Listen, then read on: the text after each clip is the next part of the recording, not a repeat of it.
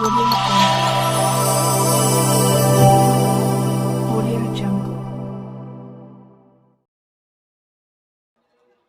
चलिए बाबू, आज के इस वीडियो में हम मिलते हैं आप लोगों के साथ एक्सरसाइज 3.5 के जितने सारे क्वेश्चंस है, मैं उन सारे क्वेश्चन को एक एक करके आप लोगों को समझाऊंगा। बाबू, मैं आप लोग से एक रिक्वेस्ट करना चाहता हूं, अगर हमारा यह वीडियो आप लोगों को अच्छा लगता है तो हमारे इस चैनल को लाइक कर दीजिएगा, अब चैनल को सब्सक्राइब कर दीजिएगा और वीडियो को लाइक और शेयर जरूर कर दीजिएगा। चलिए देखते हैं बाबू, पहला क्वेश्चन क्या कहता है। बहुत अच्छा क्वेश्चन है। कह रहा है निम्नलिखित समीकरण के युग्म में से किसका एक अद्वितीय है, किसका कोई हल नहीं है, या किसके अपरिमित रूप से अनेक हल है। अद्वितीय हल की स्थिति में उसे ब्रजगुणन विधि से हल ज्ञात करे या हल करे। बाबू, जो क्वेश्चन दिया हुआ है ना, पहले हमको उसको चेक करना है कि उसका हल कैसा है। अगर मान लीजिए हल अगर अद्वितीय आता है तब उसको हमको ब्रजगुणन विधि से हल करना है। ठीक है, अब इसको हम पहले चेक करते हैं इसका हल क्या है। तो चेक करना हम पहले भी बता चुके हैं आप लोगों को। चलिए देखते हैं क्या करेंगे। पहले बाबू इसको हम 1/3 फिर मतलब 1/3 -3y -9 और यहाँ हो जाएगा -3y -2। कोई दिक्कत? अब देखिए इसको काटेंगे तो 3 तिया 9, तो 1/3 3/2। कोई दिक्कत? माइनस से माइनस खत्म है। तो A1/A2 बराबर B1/B2 बराबर नहीं है C1/C2 के। तो इस केस में क्या होता है बाबू, इस केस में क्या होता है, कोई हल नहीं, मतलब कोई हल नहीं, कोई हल नहीं, मतलब एक भी हल नहीं होगा बाबू। तो एक भी हल नहीं होगा तो हमको इसको बनाना नहीं है, क्योंकि जिसका हल अद्वितीय हल की स्थिति में उसे ब्रजगुणन विधि से ज्ञात करना है, मतलब जिसका केवल एक हल होगा ना उसी को बनाना है। चलिए अगला क्वेश्चन देखते। चलिए बाबू, अब दूसरा क्वेश्चन देखते हैं। जैसे 2x + y = 5, 3x + 2y = 8, तो क्या करेंगे बाबू, तो 2/3 1/2 5/8। यहाँ देखिए तो बाबू A1/A2 बराबर नहीं है B1/B2 के। ठीक, तो इसीलिए क्या होगा, अद्वितीय हल होगा, अद्वितीय हल होगा। कोई दिक्कत है? और जब अद्वितीय हल होगा तो हम क्या करेंगे, ब्रजगुणन विधि से इसका सॉल्व करेंगे। तो चलिए अब इसका सॉल्व करते हैं ब्रजगुणन विधि से।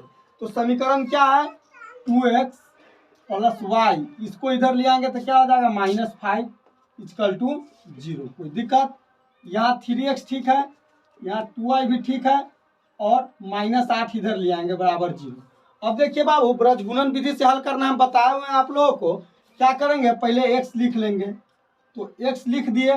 ठीक, तो x को छोड़ करके बाकी यहाँ और यहाँ से गुना करेंगे, तो 1 × -8 और माइनस, अब 2 × -5, 2 × -5 बराबर y के जगह हमेशा -y बटे, तब y को छोड़ देंगे तो 2 × -8, 2 × -8 और माइनस, इसके बाद क्या करेंगे बाबू, अब 3 × -5, 3 × -5। कोई दिक्कत? अब अंक के लिए 1, ठीक है, तो अंक छोड़ देंगे तो 2 × 2, 2 × 2 माइनस और 3 × 1, 3 × 1। कोई दिक्कत है बाबू? चलिए अब देखते हैं। अब जो है x ठीक है बटे, यहाँ आ जाएगा -8 माइनस माइनस प्लस 10 = -y बटे 8 दूना 16 -16 और प्लस 15 = क्या आ जाएगा 1 बटे 2 दूना 4 -3। कोई दिक्कत? अब देखिए बाबू, x/2 हो जाएगा यहाँ बराबर, यहाँ -y है अब बटे -1 हो जाएगा, अब बराबर 1/1 हो जाएगा। इस माइनस को खत्म कर देंगे तो x/2 = 1 बार 1 होगा और y बराबर 1/2 होगा। तो मतलब x बराबर 2 और y बराबर क्या हो जाएगा 1/1 है तो 1। तो दिक्कत? तो आंसर निकल के क्या आ गया, x बराबर 2 और y बराबर 1। किसी को समझने में दिक्कत है? चलिए अब अगला देखते हैं। चलिए बाबू, तीसरा क्वेश्चन क्या है, पहले इसको चेक कर लेते हैं।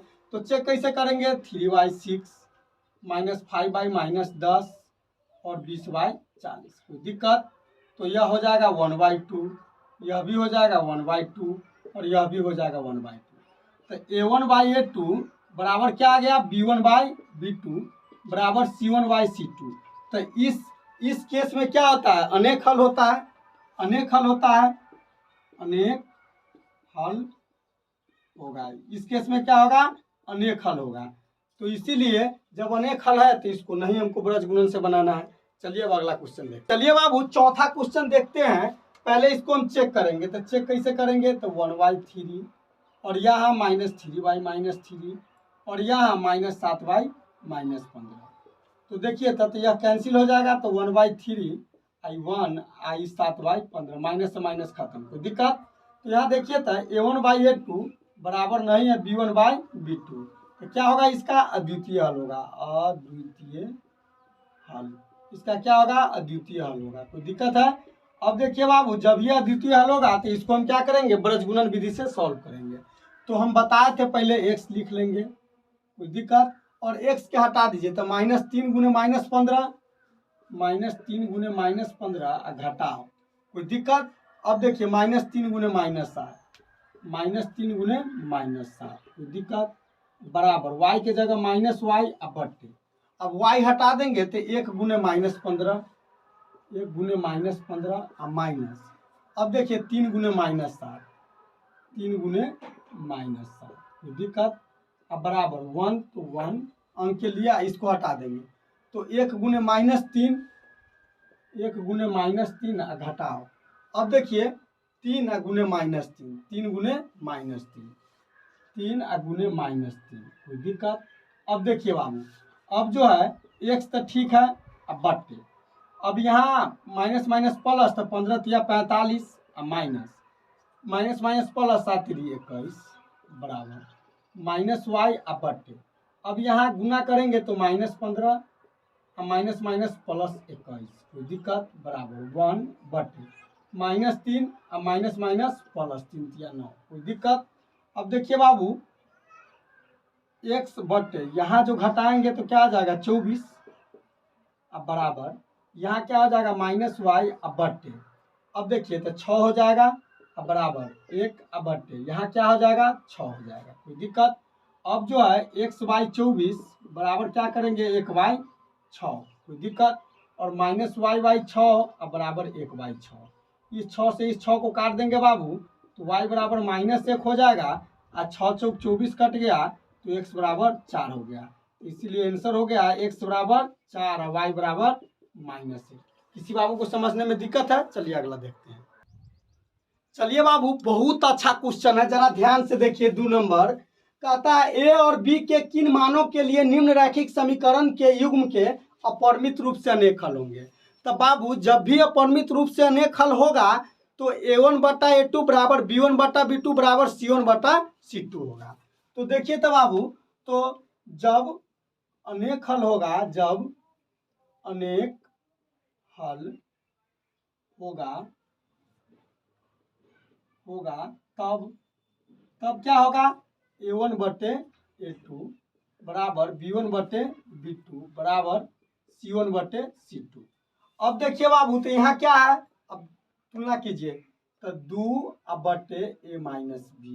बराबर यहाँ क्या 3/A+B, अब बराबर यहाँ क्या हो जाएगा 7/3A + B-2, कोई दिक्कत। तो एक बार इस दोनों को बराबर कर लेंगे, कोई दिक्कत। तो 2/A-B बराबर 3/A+B। अब देखिए बाबू तो क्या करेंगे, तिरछा तिरछी गुना कर देंगे, तो 3A - 3B बराबर 2A + 2B, कोई दिक्कत। अब यहाँ सजा लेंगे इसको, तो 3A - 3B - 2A और -2B बराबर 0। अब 3 गो ए में से 2 गो ए चला जाएगा, तो एगो ए बचेगा, 3 गो बी या 2 गो बी, तो -5 गो बी बराबर 0। समीकरण इसको 1 मान लिए। अच्छा यहाँ कोई दिक्कत है। अब यहाँ देखिए बाबू, अब एक बार यह जो है इसके बराबर होगा, यह जो है इसके बराबर होगा कि नहीं होगा, तो 3 या इसको भी इसको बराबर कीजिएगा आप लोग, फिर भी कोई दिक्कत नहीं है, लेकिन आप लोग को जैसे समझ में आए वैसे कर लीजिएगा, ठीक है। जैसे मान लीजिए 3/A+B बराबर 7/3A + B - 2। अब देखिए तिरछा तिरछी गुना करेंगे, तो 7A प्लस 7b बराबर 3 तिया 9a प्लस 3b और माइनस 6। कोई दिक्कत? अब देखिए बाबू, तो 7 गो ए इधर है तो 9 गो इधर लाएंगे, तो 7 गो ए माइनस 9 गो ए प्लस 7 गो बी माइनस 3 गो बी बराबर माइनस 6 है तो माइनस 6। कोई दिक्कत? तो 7 गो ए में से 9 गो ए गया तो माइनस 2 गो ए, और 7 गो बी में से 3 गो बी गया तो 4 गो बी बराबर माइनस 6। अब देखिए बाबू, अब यहाँ -2 कॉमन ले लेंगे। कोई दिक्कत? तो यहाँ क्या हो जाएगा ए माइनस 2b। कोई दिक्कत? बराबर माइनस 6। ठीक है, क्योंकि इससे गुना करेंगे तो पुनः इतना चला आएगा। ठीक है, अब -2 से इसको 3 मरतबे काट दिए तो a माइनस 2b बराबर क्या आ गया? 3 आ गया। समीकरण क्या हो गया? 2। अब देखिए बाबू, समीकरण 1 और 2 मेरे पास है, तो हम क्या करेंगे? इस दोनों समीकरण के जोड़ देंगे। तो अब यहाँ देखिएगा ध्यान से, समीकरण 1 घटाओ 2, क्योंकि ए बराबर है ब्रज अति विलोपन से कर रहे हैं हम सॉल्व, तो इमा है a माइनस 5b बराबर 0 और यहाँ है बाबू a minus 2b equal to 3। अब जोड़ घटा दीजिए इसको, तो माइनस प्लस माइनस यह कैंसिल और यहाँ हो जाएगा -3b इक्वल टू -3, -3 से -3 कट गया तो b इक्वल टू 1। अब क्या करेंगे? b का मान समीकरण 1 में रखने पर, अब देखिए बाबू ध्यान से, एक जो है यही ना है a minus 5b equal to 0। अब a ठीक है -5 और b के जगह 1 इक्वल टू 0, तो a माइनस 5 इक्वल टू 0 तो a इक्वल टू 5। तो इसीलिए आंसर आ गया a बराबर 5 और b बराबर 1। किसी बाबू को समझने में दिक्कत है? चलिए आगे देखते हैं। चलिए बाबू, अगला क्वेश्चन कह रहा है के किस मान के लिए निम्न रैखिक समीकरण युग्म का कोई हल नहीं है। कोई हल नहीं है। जब ये कोई हल नहीं होगा तो क्या होता है? जब कोई हल ना हो, जब कोई हल न हो तब क्या होता है बाबू? a1 बटे a2 बराबर b1 बटे b2 बराबर नहीं है c1 बटे c2 के। तो हमको इसी से पता हो जाएगा। तो a1 बटे a2 तो मतलब 3 बटे 2 के -1, ठीक, अब बराबर b1 तो y की जगह गुणांक 1 है और यहाँ के -1। अब देखिए इसको तिरछा तिरछी गुना कर लीजिए, तो 3 के -3 इक्वल टू यहाँ क्या आ जाएगा? 2 के -1। कोई दिक्कत है? तो 3 के -2 के लाए इधर तो बराबर -1 और +3। कोई दिक्कत? तो यहाँ कितना हो जाएगा बाबू? जरा ध्यान से देखिए, 1 के इक्वल टू यहाँ हो जाएगा 2। तो के बराबर क्या आंसर आ जाएगा बाबू? 2। कोई दिक्कत है? चलिए बाबा देखते हैं। चलिए बाबू, तीसरा क्वेश्चन जो दिया हुआ है 8x + 5y = 9, 3x + 2y = 4, तो इसको आपको कह रहा है या तो प्रतिस्थापन विधि से हल कीजिए या ब्रज गुणन विधि से हल कीजिए। तो जो विधि बाबू आप लोगों को समझ में आता है आप उस विधि से हल कर सकते हैं। चलिए हम यहाँ पे आपको मान लीजिए प्रतिस्थापन विधि से हल कर देते हैं। कोई दिक्कत? तो यहाँ 1 है और 1 2 है, ठीक। तो क्या लिखेंगे? समीकरण 1 का हल। समीकरण 1 का हल। कोई दिक्कत है? तो समीकरण 1 क्या है? 8x + 5y = 9। तो 8x = क्या हो जाएगा बाबू? 9 - 5y। x = क्या हो जाएगा? 9 - 5y/8। कोई दिक्कत? अब क्या करेंगे हम? x का मान समीकरण 1 नहीं 2 में रखने पर। कोई दिक्कत? अब देखिए 2 में रखिए इसका मान, तो क्या है दूसरा? 3x + 2y = 4। कोई दिक्कत? तो 3 ठीक है, x के जगह रखेंगे 9 - 5y/8 + 2y = 4। कोई दिक्कत? अब देखिए बाबू 3 से गुना कर दीजिए, 9 3 27 - 5 3 15 y/8 प्लस 2y = 4। अब देखिए बाबू 8 एलसीएम हो जाएगा तो क्या हो जाएगा? 27 - 15y प्लस 8 दूना 16y = 4। कोई दिक्कत है? इसके बाद अब यहाँ देखते हैं। अब देखिए बाबू 27 ठीक है, 27 ठीक है। अब देखिए 15y या 16y, तो 16y में से 15y माइनस है तो घटा देंगे तो कितना बच जाएगा +y। अब यहाँ कितना बचेगा 8 इक्वल टू यहाँ कितना है 4। अब क्रॉस गुना कर देंगे तो 27 + y इक्वल टू 8 चौक 32। कोई दिक्कत? सॉरी 27 + y है ना। अब देखिए तो y बराबर क्या हो जाएगा 27 32 माइनस 27 तो y इक्वल टू क्या हो जाएगा 5। कोई दिक्कत? तब क्या करेंगे y का मान समीकरण 1 में रखने पर, अब समीकरण 1 में रख दीजिए y का वैल्यू क्या है 8x + 5y = 9। अब देखिए तो 8x + 5 × 5 = 9 तो 8x ठीक है। अब 5 × 25 = 9। कोई दिक्कत? तो 8x = क्या हो जाएगा 9 - 25 तो 8x = क्या हो जाएगा -16 तो 8 दूना 16 x बराबर -2 तो इसीलिए आंसर लिखेंगे x बराबर -2 और y बराबर 5। कोई दिक्कत है? आपको जिस विधि से मन करे उससे बना लीजिएगा। चलिए बाबू अब अगला क्वेश्चन जो है 4 का 1 वह समझते हैं। कहता है एक छात्रावास के मासिक व्यय का 1 भाग नियत है तथा शेष इस पर निर्भर करता है कि छात्र ने कितने दिन भोजन लिया है। मतलब किसी हॉस्टल में जिसमें बच्चा रह के पढ़ता और खाना खाता है तो वहाँ का बाबू 1 भाग नियत है मतलब फिक्स है और शेष बात इस पर निर्भर करता है कि छात्र ने कितने दिन भोजन किया। कहता है जब एक विद्यार्थी ए को जो 20 दिन भोजन करता है 1000 रुपया छात्रावास को व्यय करने के लिए अदा करने पड़ते हैं, जबकि एक विद्यार्थी बी को जो 26 दिन भोजन करता है छात्रावास के व्यय के लिए 1180 रुपया अदा करने पड़ते हैं। नियत व्यय तथा प्रतिदिन के व्यय का मूल्य ज्ञात कीजिए। ए को लड़का जो है ए वह 20 दिन भोजन करता है तो 1000 रुपया देता है छात्रावास को, और एक लड़का बी जो है वह 26 दिन भोजन करता है तो 1180 रुपया देता है। तो देखिए बाबू तो निकालना क्या है नियत व्यय, तो जो पूछेगा हम लोग उसी को मानेंगे। नियत व्यय का रहा ना तो देखिए माना कि नियत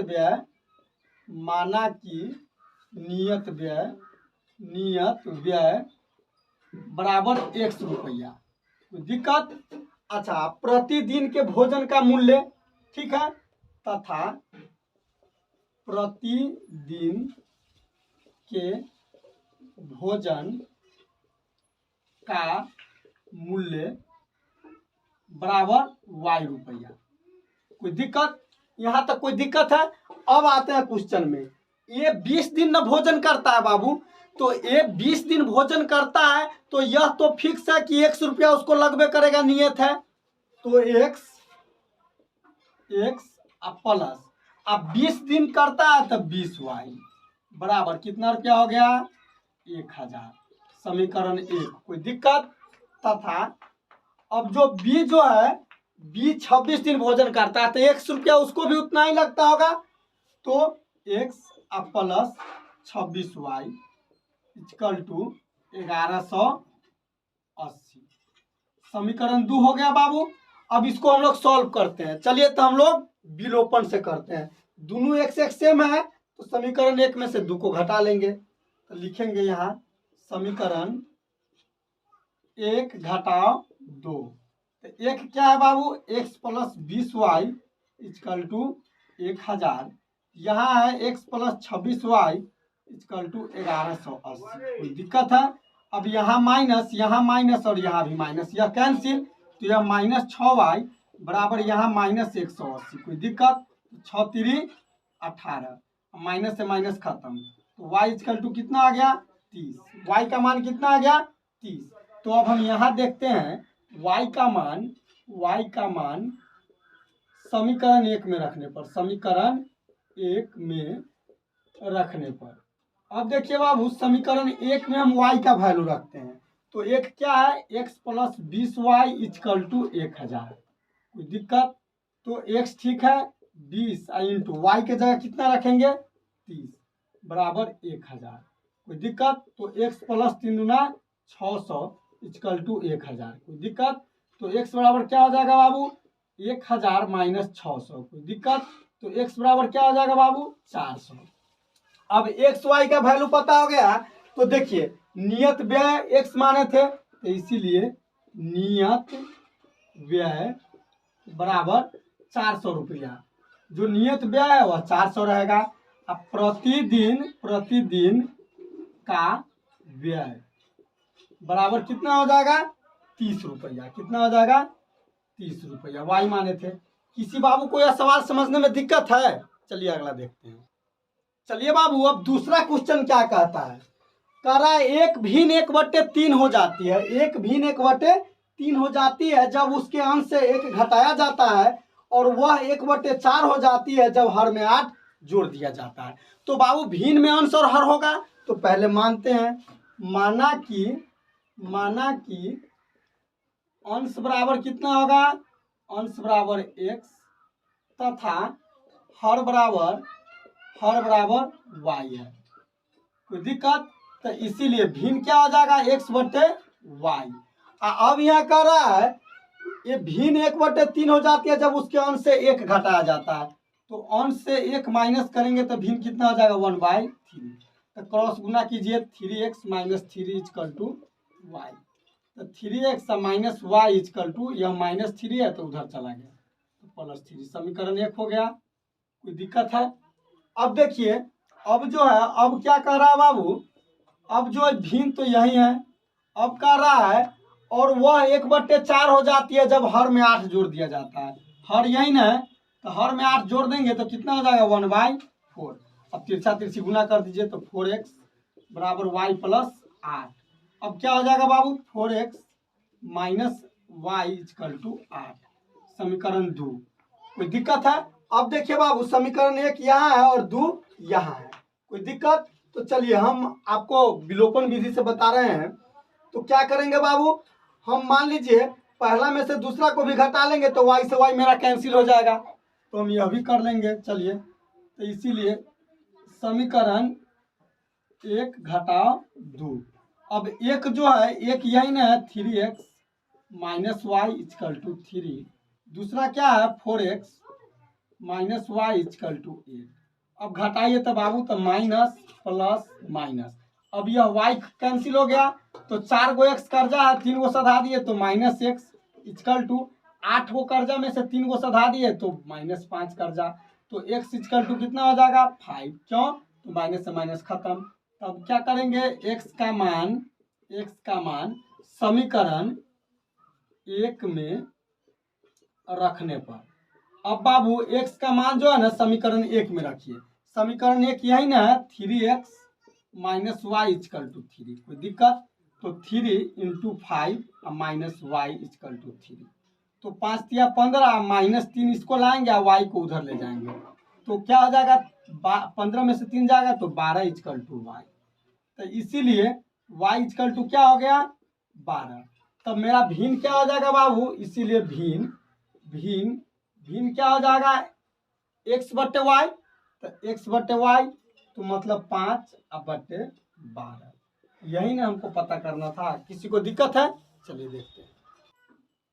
चलिए बाबू तीसरा क्वेश्चन कह रहा है यश ने एक टेस्ट में 40 अंक अर्जित किए। मतलब यश जो वो टेस्ट दिया ना उसमें उसको 40 अंक आया। जब उसे प्रत्येक सही उत्तर पर 3 अंक मिले तथा अशुद्ध उत्तर पर 1 अंक की कटौती की गई। मतलब सही जो प्रश्न था ना उस पर 3 नंबर मिला और गलत पर 1 नंबर काट लिया गया। कोई दिक्कत? यदि उसे सही उत्तर पर 4 अंक मिलते तथा अशुद्ध उत्तर पर 2 अंक मिलते तो यश 50 अंक अर्जित करता। था टेस्ट में कितने प्रश्न थे? तो मान लीजिए पहले टेस्ट में कुछ सही प्रश्न कुछ गलत प्रश्न बनाया होगा यश। अब यहाँ देखिए पहले माना कि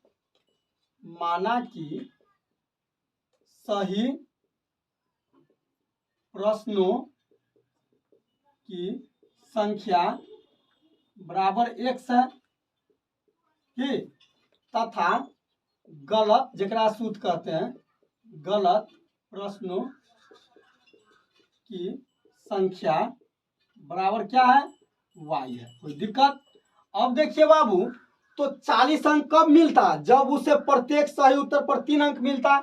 तो मान लीजिए 3 अंक मिलता तो x सही बनाता तो 3x। कटौती कितना होता 1 अंक तो 1y। तो कितना अंक मिलता 40। समीकरण 1 हो गया। अब कह रहा है यदि उसे सही उत्तर पर 4 अंक मिलते, सही उत्तर पर 4 अंक और गलत पर क्या होता 2 अंक काटते मतलब 2y। तो कितना अंक आता बाबू इसको? 50 अंक आता। कोई दिक्कत?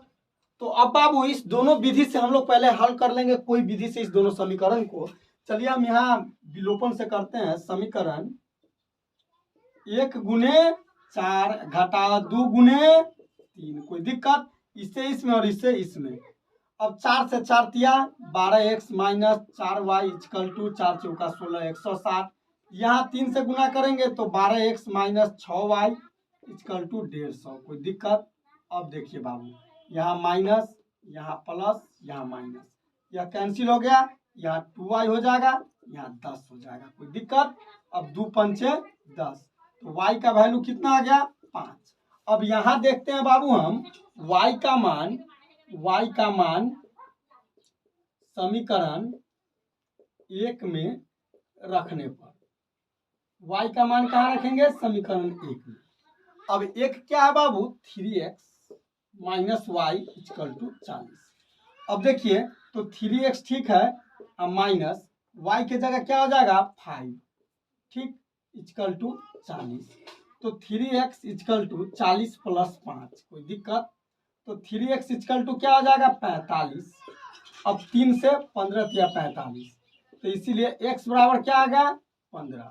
अब एक्स वाई का वैल्यू पता है, तो हमको कह रहा है टेस्ट में कितने प्रश्न थे। तो टेस्ट में सही और गलत जो जवाब दिया वो सब प्रश्न था, तो इसीलिए टेस्ट में प्रश्नों की संख्या इक्वल टू क्या हो जाएगा? x प्लस वाई मतलब 15 प्लस 5 मतलब 20। टेस्ट में कुल कितना प्रश्न था? 20। किसी को समझने में कोई दिक्कत है? चलिए बाबू, बहुत ही अच्छा क्वेश्चन है जो अभी हम लिखे हैं बोर्ड पे। बहुत अच्छा क्वेश्चन है, इसको जरा ध्यान से समझिएगा। इस टाइप के क्वेश्चन बनाने में आप लोगों को जरा सा भी टाइम नहीं लगेगा। केवल मेरा एक बात याद रखिएगा। देखिए बाबू, एक राजमार्ग पर ए और बी दो स्थान 100 किलोमीटर की दूरी पर है। मान लीजिए एक राजमार्ग है। क्या है? एक राजमार्ग है, मतलब कोई सड़क है बड़ा, और यहाँ ए बिंदु है और यहाँ बी बिंदु है, और इस दोनों की बीच की दूरी क्या है? 100 किलोमीटर है। कोई दिक्कत है? इस दोनों की बीच की दूरी क्या है? 100 किलोमीटर है। कहता है एक कार ए से और दूसरी कार बी से एक ही दिशा में एक ही समय विभिन्न वेगों से चलना शुरू करती है। बाबू, जब भी इस टाइप का क्वेश्चन मिले ना, तो आप एक बात याद रखिएगा, मेरा एक सूत्र आप लोग याद रखिएगा। मिलने में लगा समय, मिलने में लगा समय, मिलने में लगा समय बराबर फासला बटे सापेक्ष चाल। बस ये खाली याद रखिएगा ना, तो जीवन में जब तक आप जिंदा है ना तब तक दिक्कत नहीं होगा। यह मतलब याद रखिएगा, इस टाइप का सवाल जब भी है ना, तो मिलने में लगा समय फासला बटे सापेक्ष चाल। तो सापेक्ष चाल कैसे करेंगे बाबू? जब दोनों एक ही दिशा में हो, एक ही दिशा में हो, तो क्या करेंगे? चाल घटा देंगे। चाल घटाना है। चाल क्या करना है? घटाना है। जब दोनों एक ही दिशा में हो तो चाल क्या करेंगे? घटा देंगे। और जब दोनों विपरीत दिशा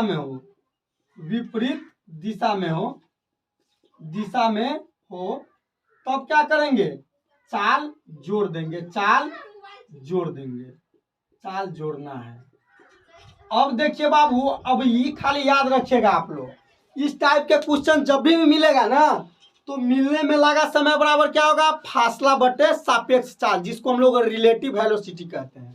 ठीक, जब दोनों एक ही दिशा में हो, मान लीजिए अब यहाँ से कोनो गाड़ी इधर जा रही है और कोई फिर यो, मान लीजिए वो कार यहाँ है तो यो इधर जा रही है।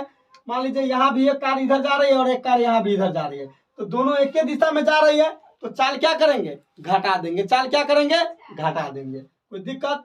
अगर मान लीजिए यह इधर जा रही है और यह इधर जा रही है, मतलब यह इधर और यह इधर, तो दोनों विपरीत दिशा हो गया। तो यहाँ क्या करेंगे, चाल क्या करेंगे, जोड़ देंगे। चाल क्या करेंगे, जोड़ देंगे। देखिए अब यूं मिनट में यह सवाल बन जाएगा। देखिए अब आप लोग, अब हम बता रहे हैं, देखिए ध्यान से। अब जो है बाबू, अब देखिए क्वेश्चन पढ़िए जरा ध्यान से। हम मान लेते हैं कि एक कार की चाल 1 किलोमीटर, माना कि ए से चलने वाली कार की चाल बराबर x किलोमीटर पर घंटा है, कोई दिक्कत। तथा B से चलने वाली कार की चाल क्या है, मान लेते हैं y किलोमीटर प्रति घंटा है। अब देखिए बस, अब कुछ नहीं करना है।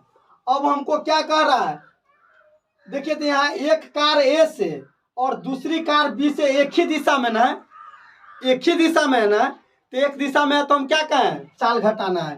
तो मिलने में लगा समय क्या लिखेंगे, मिलने में लगा समय, ठीक है। तो क्या लिखेंगे, फासला अब बटे सापेक्ष चाल, कोई दिक्कत है। अब यहाँ देखिए बाबू, तो मिलने में कितना देर लगता है, 5 घंटा ना लगता है, तो 5 घंटा बराबर फासला, दोनों के बीच में दूरी क्या है, फासला उसी को कहते हैं। दोनों स्थान के बीच के दूरी को क्या कहते हैं, फासला कहते हैं। तो ये फासला कितना हो गया, 100। अब देखिए तो बाबू क्या कहता है, दूसरी कार बी से एक ही दिशा में ना, तो एक ही दिशा में तो चाल क्या होगा, घटा देंगे, तो x माइनस वाई, कोई दिक्कत। 5 से काट दिए 20 मरतबे, तो तिरछा तिरछी गुना करेंगे तो x minus Y equal to 20। समीकरण 1 हो गया। देखिए कितना जल्दी आ गया, कोई झंझटे नहीं है इसमें। पुनः मिलने में लगा समय,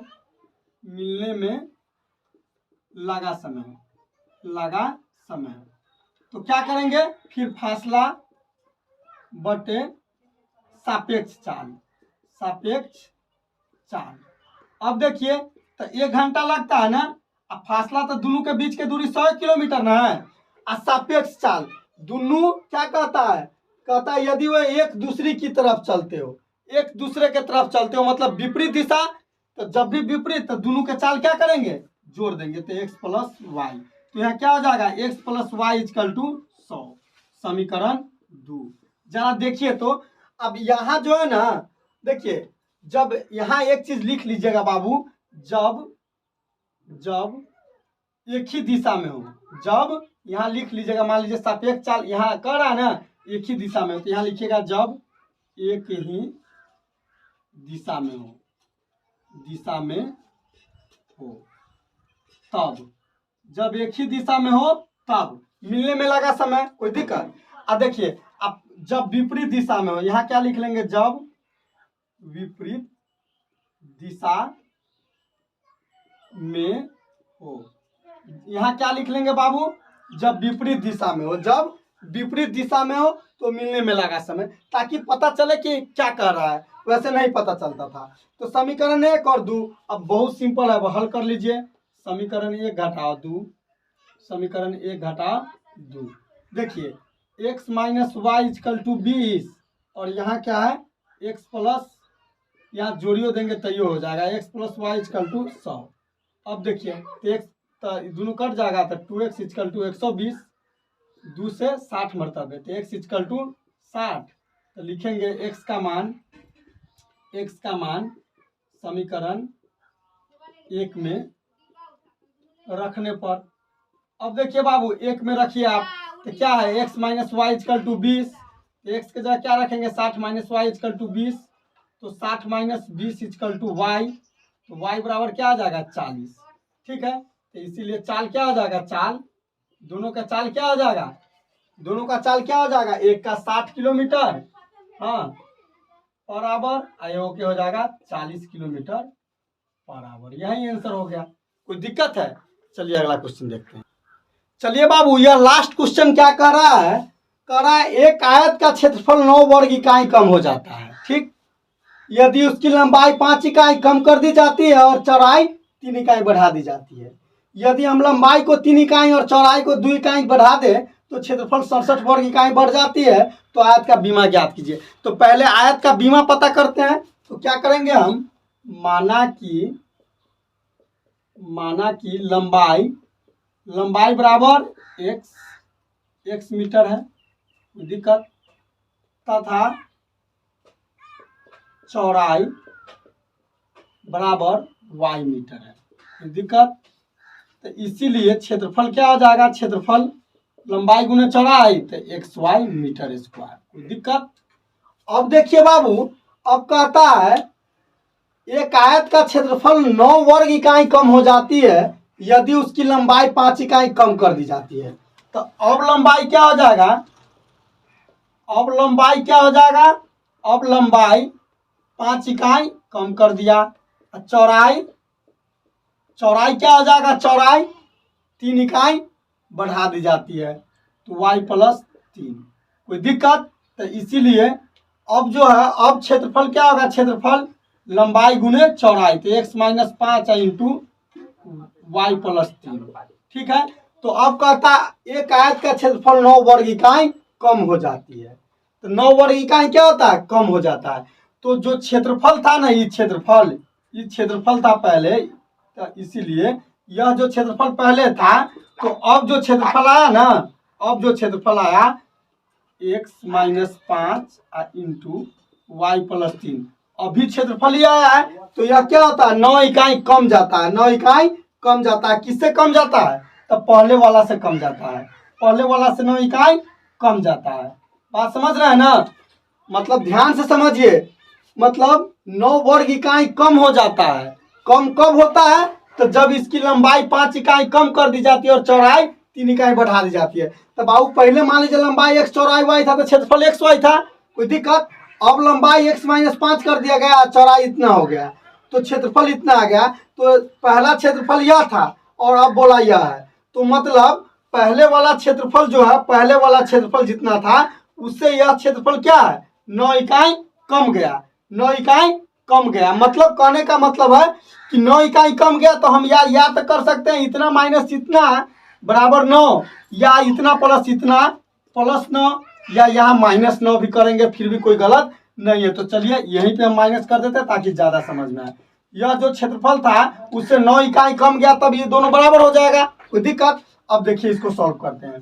तो xy - 9, अगर बाबू आप यहाँ भी +9 लिखिएगा फिर भी कोई गलत नहीं है, या x - y में से इतना घटा के 9 कीजिएगा फिर भी गलत नहीं है, जैसे आप लोगों को समझ में आ जाए। अब देखिए, अब इसमें गुना कीजिए तो xy + 3x - 5y -15, कोई दिक्कत। जरा ध्यान से देखिए, ये xy - 9 ठीक है, यहाँ गुना किए तो xy + 3x - 5y -15। अब यह xy से यह xy खत्म हो जाएगा, दोनों सेम है। तो अब देखिए बाबू, इस सब को हम इधर खींच लेते हैं। तो क्या हो जाएगा बाबू, यहाँ देखिए 3x माइनस में हो जाएगा, ठीक, -5y हो जाएगा, सॉरी +5y हो जाएगा। 15 को रहने देते हैं उधर, -15, ठीक। यह 9 को उधर ले जाते हैं +9, ठीक, कोई दिक्कत। अब देखिए तो क्या हो जाएगा, -3x + 5y = -6, समीकरण 1 हो गया, कोई दिक्कत है। अब देखिए बाबू, अब क्या कहता है वह देखिए, कहता है ठीक है, यदि हम लंबाई को 3 इकाई और चौड़ाई को 2 इकाई बढ़ा दे। अब जो है, अब लंबाई क्या होता है, अब लंबाई पहले x था तो 3 इकाई बढ़ा दिए, चौड़ाई को 2 इकाई बढ़ा दिए तो y+2। तो इसीलिए क्षेत्रफल क्या हो जाएगा, क्षेत्रफल देखिए था तो x+3 या इंटू y+2 हो जाएगा कि नहीं हो जाएगा। अब देखिए तो बाबू बढ़ा दे तो क्षेत्रफल 67 वर्ग इकाई बढ़ जाती है, क्षेत्रफल जो है 67 वर्ग इकाई बढ़ जाती है। मतलब पहले क्षेत्रफल क्या था xy, तो इसमें क्या हो गया, वृद्धि हो गया 67, तो यही क्षेत्रफल से न वृद्धि हुआ है। अब देखिए, अब जो है, अब बाबू यहाँ देखिए x + y ठीक है, +67 ठीक है, यहाँ गुना करेंगे तो क्या हो जाएगा, xy प्लस 2x, ठीक। और क्या कहते हैं X Y plus 2x plus 3y plus 6। अब इस xy से यह xy खत्म तो 67, तब इस सबको इधर ले आइए, -2x माइनस 3y, हाँ, बराबर 6 और माइनस 67 हो जाएगा। कोई दिक्कत? तो -2x और यहाँ हो जाएगा -3y इक्वल टू, यहाँ 67 में से 6 हटा देंगे तो कितना हो जाएगा बाबू? -61। कोई दिक्कत? समीकरण 2। अब जो है, अब देखिए यहाँ समीकरण 1 और यहाँ समीकरण 2 है, तो आप क्या कीजिएगा, मतलब पुनः वही बात, इसको अगर -2 से इसमें गुना कर देंगे, -3 से इसमें गुना कर देंगे, तो हम लिख सकते हैं समीकरण 1 गुने -2, दोनों सेम चिन्ह है, दोनों सेम चिन्ह है तो हमेशा घटाएंगे, कोई दिक्कत? माइनस और 2 गुने क्या करेंगे? -3। अब इसमें -2 से गुना कीजिए तब प्लस क्या हो जाएगा? 6x, ठीक। यहाँ हो जाएगा -10y, यहाँ क्या हो जाएगा? प्लस, मतलब क्या हो जाएगा? 6 दूना 12, ठीक। अब इसमें जो है बाबू ध्यान से देखिए, इसमें किससे गुना किया? -2 में, तो माइनस माइनस प्लस, 3 दूना 6x, अब माइनस 5 दूना 10, माइनस माइनस प्लस 6। कोई दिक्कत? अब इसमें जो है, इसमें किससे गुना करेंगे? -3 से, तो -3 से तो 6x, minus minus plus 9y equal to 3 से गुना करेंगे तो माइनस माइनस प्लस 3, 6 3 18। कोई दिक्कत? 183 होगा। कोई दिक्कत? अब इसको क्या करेंगे? घटाएंगे, तो घटा दीजिए। अब देखिए यह कैंसिल हो गया। अब 10y 9y कितना हो गया? 19y माइनस में। अब यह कितना हो जाएगा बाबू? तो 12 घटा दीजिए इसमें से, तो यहाँ हो गया 1, यहाँ हो गया 7, यहाँ हो गया 1, और माइनस है तो माइनस, तो 19 नमा 171। तो y का वैल्यू कितना आ गया? 9। अब क्या करेंगे हम? यहाँ देखिए y का वैल्यू कितना आ गया? 9। तो y का मान समीकरण 1 में रखने पर, समीकरण 1 में रखने पर, समीकरण 1 यही ना है बाबू? -3x, कोई दिक्कत? प्लस 5y इक्वल टू कितना है? -6। अब देखिए बाबू, तो -3x प्लस 5 गुने 9 इक्वल टू -6, तो -3x इक्वल टू -6 और 9 5 45 माइनस में। कोई दिक्कत? तो -3x इक्वल टू यह कितना हो जाएगा? -51। तो 17 तिया 51, तो इसीलिए x कितना हो गया? 17, माइनस से माइनस खत्म है। तो इसीलिए बाबू लंबाई कितना माने थे? x, तो लंबाई कितना हो जाएगा? लंबाई बराबर 17 मीटर। और चौड़ाई क्या माने थे? y, तो y कितना है? 9 मीटर। चलिए बाबू, किसी को यह क्वेश्चन समझने में दिक्कत है तो चलिए बाबू, आज का जितना सारा क्लास है वह आज यहीं पे समाप्त हुआ। हम मिलते हैं बाबू अगले वीडियो में आप लोगों के साथ, जो अगला एक्सरसाइज है 3.6 उसमें। आज के लिए बस इतना ही। थैंक यू, धन्यवाद, शुक्रिया।